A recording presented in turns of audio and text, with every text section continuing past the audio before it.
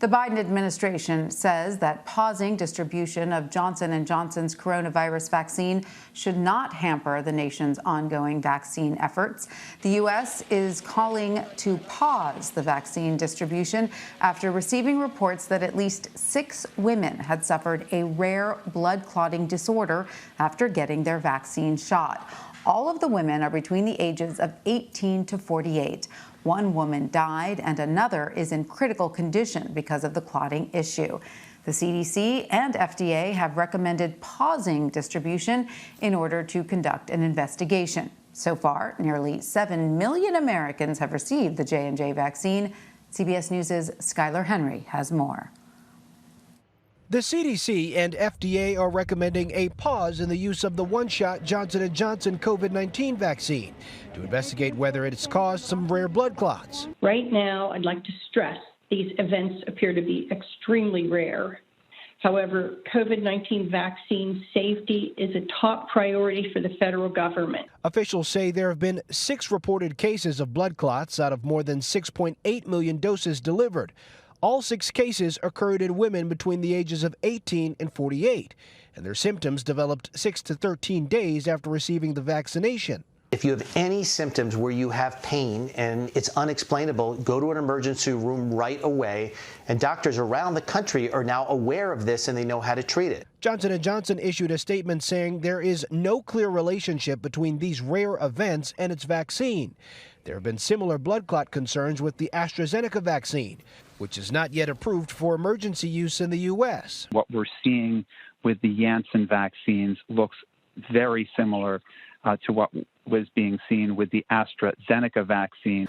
White House officials held a conference call with governors this morning to discuss what states should do while the FDA and the CDC review the Johnson & Johnson vaccine. States were already getting fewer J&J doses than expected this week following problems at a Baltimore manufacturing plant. Even with uneven supply from Johnson & Johnson, we are distributing vaccine supply to vaccinate well more than 3 million people per day. Still, governors are concerned supplies will be limited and that today's news will cause more people to not get vaccinated when it's their turn. Skyler Henry, CBS News, Silver Spring, Maryland.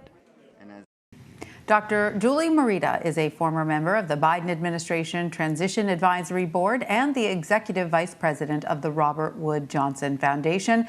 She joins me now from Chicago. Dr. Morita, welcome. Great to have you with us. So 6 of the 6.8 million people who received the J&J vaccine have experienced this rare clotting issue. How big of a concern should this be for people who have already received the Johnson & Johnson vaccine? Thanks for having me. I think it's really important to put this into context. So we recognize that there are 6 people who have had these clots who have been vaccinated as well. And that's about a 1 in a million risk because nearly 7 million people have been vaccinated. So those are rare adverse events. What this does is it should be a good signal to the people in the United States that our system is actually working, that we have a system in place to evaluate vaccines after they've been released to the public, to identify adverse events. And if there is something that is suspicious or of concern, that there's a pause in the vaccination effort so that there can be investigation to understand, is there really a cause and effect related to the vaccines themselves? And so I think it's important for people to recognize that this is a great signal, a great way to see that our system is actually working, and that it is concerning enough to pause the program, and also to have an emergency meeting of the Advisory Committee on Immunization Practices tomorrow to really look into whether or not there is a cause and effect related to the vaccine or not. But my question to you is, when there's something that rare that happens, you say 6 cases out of, over 6 million, almost 7 million doses, there must be other so-called rare events that will happen at that level as well. Because when you imagine the entire sort of option of human experience to the vaccine, there must be other rare events that are occurring. Why is only the blood clotting being potentially associated with the vaccine? Well, I think let's step back a little bit and think about the mRNA vaccines. over 120 million doses of vaccine have been administered in the United States so far, and 95% of those are actually the mRNA vaccines, either the Pfizer or the Moderna vaccines. And these same systems that are in place that identified the adverse event associated with the J&J vaccines have not identified other adverse events related to mRNA vaccines. And so the public should be confident and feel confident in the safety and the efficacy of those vaccines. These vaccines work.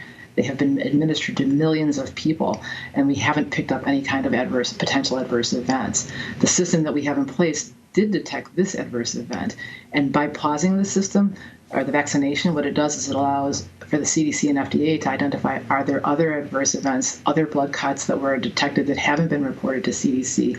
It gives them a chance to evaluate each of these individual cases to understand, is there something common among them that might be related to why they had clots, and were these clots actually associated with the vaccines themselves. So again, I think it's really important to recognize that these systems are in place and they're working, and we have strong and safe vaccines available, and we're just pausing right now to understand more about the J&J vaccine.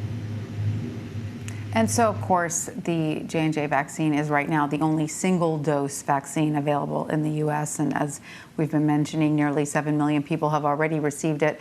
What does this pause mean for the nation's expansive vaccine efforts? The vast majority of the vaccine that has been administered and was planned to be administered is really the mRNA vaccines, the Pfizer and the Moderna vaccines. So the White House and the CDC and FDA are anticipating continued robust supply of vaccines rolling out, even without the J&J vaccine. And so I think what people, I think they're expecting to be able to vaccinate about 3 million people per week, just with the mRNA vaccines. And so there may be some people who get appointments changed or shifted because of the J&J vaccine not being available, but there will still be a very robust vaccination program that continues. So how long might this investigation into the cause of these rare blood clots take? It's hard to know exactly how long the pause will take. And I think nobody wants to rush this. I think we all want to make sure that we have complete information when decisions are made. So the CDC and FDA are taking this very seriously. So they are convening the ACIP tomorrow on an emergency basis. It's publicly available. I'll be tuning in as I'm sure many other people will be as well, to hear what they have to say and what they determine. But then I also think it's important to understand what's happening in the UK and in the European Union, because we recognize that the AstraZeneca vaccine has had similar kinds of concerns raised. And so understanding what their investigation has revealed will be helpful to inform our investigation as well. Yeah, I was just going to ask you about the AstraZeneca, because of course it had a similar situation with the blood clots. Is the technology similar in these two vaccines? Right, so the AstraZeneca and then also the J&J vaccines are based on adenovirus. They use the adenovirus as part of their processes. And so it's possible that and also the adverse events that were reported in the European Union are also similar. And so that's critical for the U.S. and for the European Union to really work closely as we're investigating what these side effects actually are, and is there an association. But that's not unusual. The CDC and FDA and the European Union agencies often work together as it relates to vaccines.